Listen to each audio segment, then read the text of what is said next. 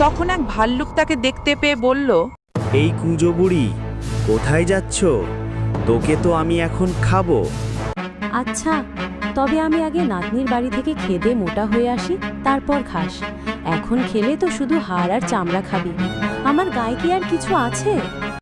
আচ্ছা, তবে মোটা হয়ে আয়, তারপর খাবো। এখন যাও। ভাল্লুক চলে গেল। বুড়িও আর খানিক দূর গিয়েই তার নাতনির বাড়ি পৌঁছালো। সেখানে দই, পিঠা, পায়েস আর পোলাও রোস্ট খেয়ে এমনি মোটা হলো যে আর একটু মোটা হলেই সে ফেটে যেত।